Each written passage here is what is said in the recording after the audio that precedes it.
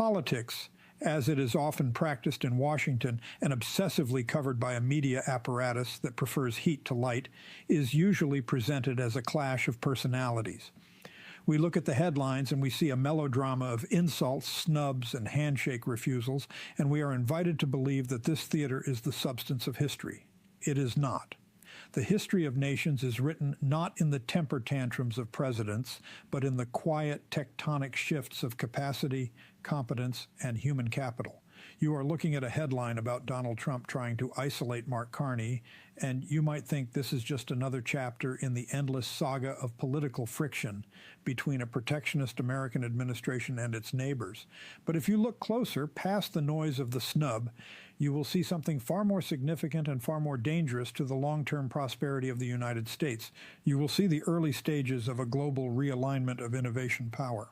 What is happening right now is not a short-term diplomatic spat. It is the unfolding of a strategy by other nations to harvest the very resource that made the American century possible. For generations, the United States did not merely dominate the global economy because it had the deepest capital markets or the most aggressive companies. It dominated because it was the magnetic north for the world's intellect. Scientists, engineers, researchers, and entrepreneurs came here from every corner of the globe to build their futures, and in doing so, they built America. This was not an accident of geography, it was a triumph of openness. But that advantage, which we have long treated as a permanent feature of the American landscape, is ending. It is ending not because of war or economic collapse, but because of specific, calculated policy choices made by Donald Trump. We are witnessing the United States voluntarily tightening the very system that fueled its innovation engine, while Canada and China move decisively to capture the talent we are turning away. To understand the magnitude of this shift, we must look at what is actually happening on the ground, away from the podiums and the press conferences.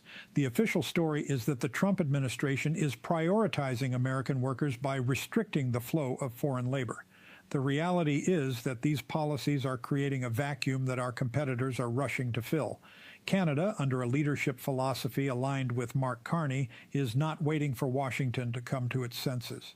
They are executing a methodical, well-funded strategy to poach the high-skilled talent that America is confusing with hostility.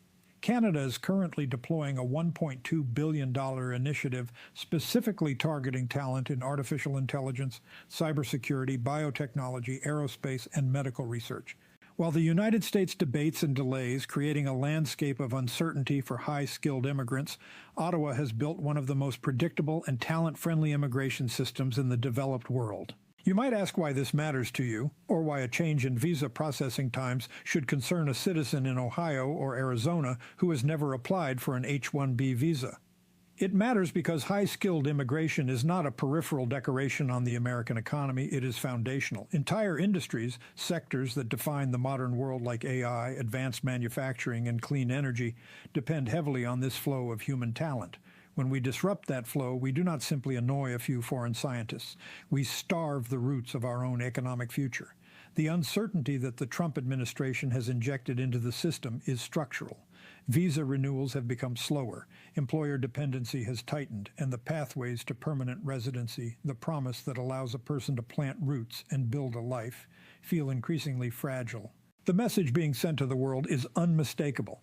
Entry into the United States has become bureaucratic, unpredictable, and highly political.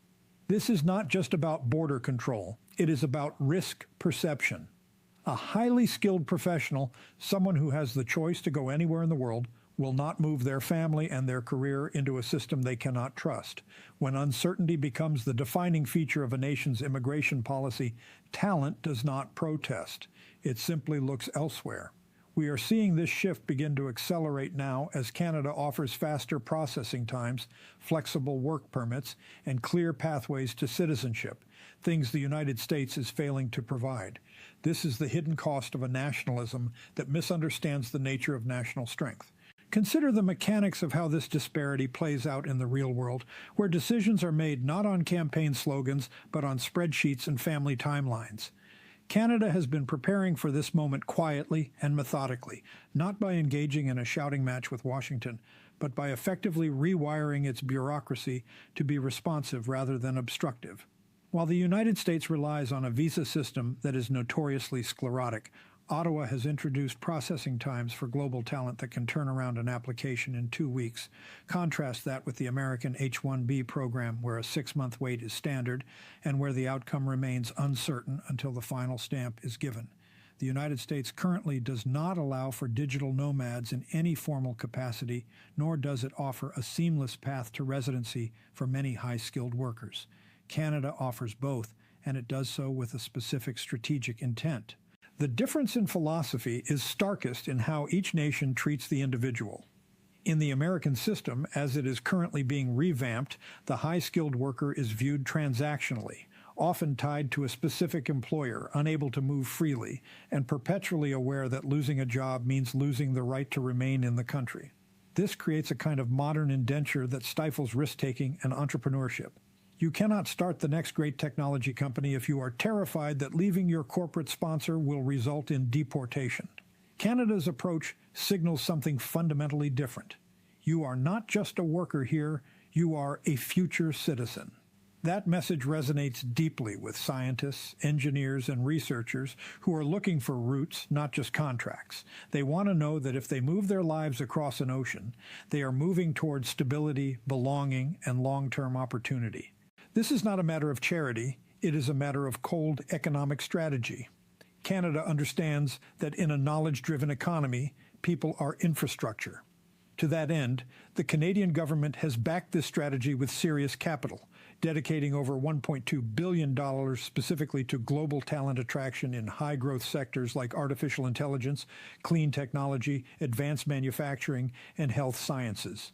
They are buying the future while the United States argues about the past, and the results are already visible in the data.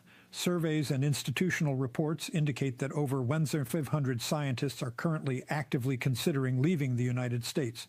These are not merely employees, they are the intellectual nodes of innovation clusters. When they leave, they take their networks, their research, and their future patents with them. We are seeing the early signs of a skill shortage that will not be easily fixed by domestic training programs alone. The administration may hope that apprenticeships can fill the void left by a PhD in biotechnology or a senior architect of machine learning systems, but that is a fantasy. The immediate effect of this exodus may be a slight, artificial increase in wages for a few specific sectors, but the broader cost will be paid by you, the consumer, and the taxpayer. We face the prospect of increased costs, substantially reduced GDP growth, and a persistent inability to fill the roles that keep an advanced economy competitive. Innovation clusters depend on density, smart people learning from other smart people, creating a momentum that is greater than the sum of its parts. When that density is dispersed by bad policy, the leadership that America has taken for granted begins to slip away. At the same time, across the Pacific, China is making its own calculated adjustments to this new reality. While Canada's strategy is rooted in democratic openness and the promise of citizenship, China's approach is, unsurprisingly, different. It remains selective, controlled, and deeply strategic.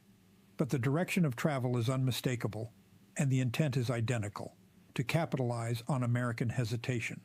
Beijing is quietly opening targeted pathways for talent in STEM, artificial intelligence, semiconductors, and advanced manufacturing, precisely the areas critical to long-term technological leadership in the 21st century. This matters geopolitically in a way that Canadian competition does not. Canada competes for our economy, China competes for our hegemony. Beijing is not simply trying to catch up to the United States, it is trying to redirect the global flow of innovation by positioning itself as the serious alternative for top-tier scientific talent. Frustrated by American uncertainty and the increasingly hostile rhetoric surrounding academic cooperation, China is strengthening its domestic capabilities while watching American dominance weaken from within. It is a profound irony of the current moment. In an effort to get tough on China, the United States is creating the very conditions that allow China to recruit the human capital it needs to surpass us. China and Canada are not coordinating policy. They are vastly different regimes with different values, but they are both benefiting from the same self-inflicted American vacuum. This is not a conspiracy. It is simply opportunity responding to space. When a giant steps back, others step forward. We must be clear-eyed, however, about what this Chinese recruitment looks like. It is not an invitation to a liberal paradise.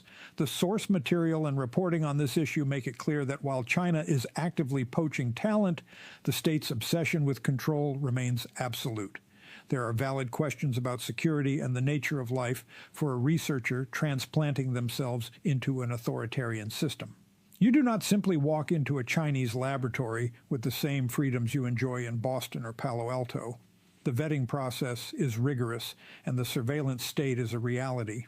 We know, for instance, that access to the open internet, tools as basic as Gmail, is often restricted or monitored. Yet, we must not make the mistake of thinking that these restrictions will deter everyone. For a scientist whose primary hunger is for funding, for a laboratory, and for the freedom to pursue a hypothesis without visa anxiety, the trade-off may seem rational. China is making the offer lucrative and inviting, specifically for those in STEM fields where resources determine results. They are betting that the ambition of the world's smartest people will override their concerns about political liberty. And if the United States continues to offer only bureaucracy and suspicion, that bet may well pay off. The combined effect of these two pressures, Canada on our northern border offering a warmer welcome and China across the ocean offering massive resources, is creating a pincer movement on American innovation.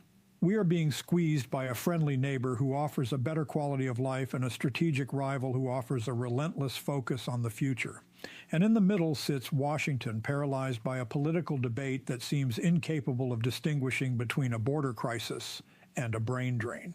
We are treating the PhD in quantum computing with the same blunt instruments we use for undocumented labor, and the result is a policy that is as incoherent as it is self-destructive. This moment of American retraction aligns almost perfectly with the leadership philosophy of Mark Carney, a figure whose approach to governance stands in stark, almost clinical contrast to the tumult in Washington. Carney has consistently argued, long before assuming his current role, that modern economic power is built not merely